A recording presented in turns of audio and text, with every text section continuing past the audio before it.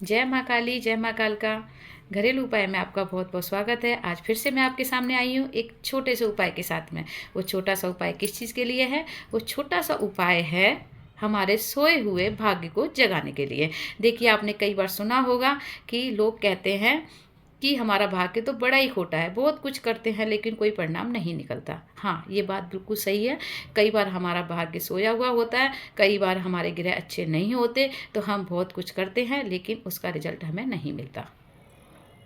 तो आज मैं आपको उसी के बारे में बताने वाली हूँ कि हमारा भाग्य जो सोया हुआ है हम उसको कैसे जगा सकते हैं।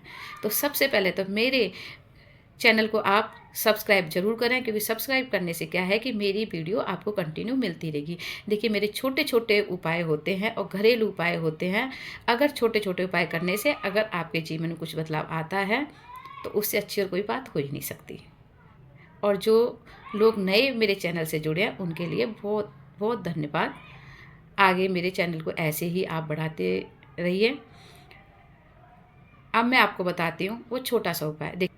ज़्यादातर लोग प्रदोष व्रत के बारे में जानते भी होंगे, लेकिन प्रदोष व्रत की जो महिमा खुद कोई कर लेता है उसको ज़्यादा पता होता है।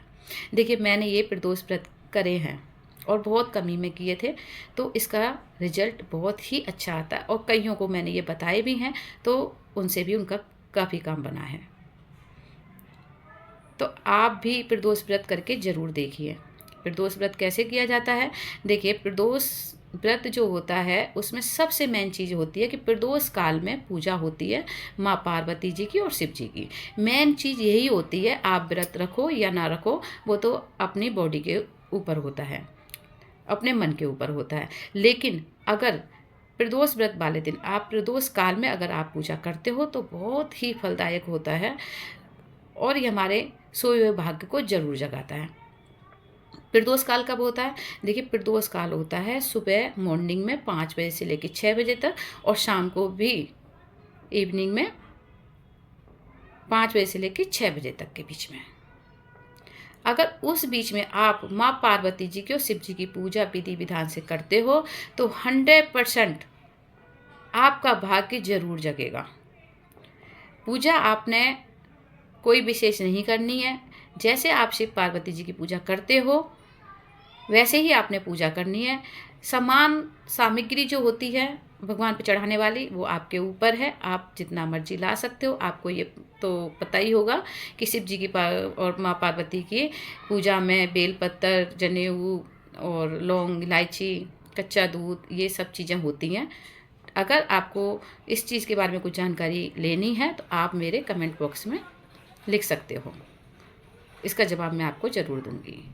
ठीक है, लेकिन आपने पूजा 5 बजे से 6 बजे के बीच में करनी है, चाहे मॉर्निंग में चाहे इवनिंग में।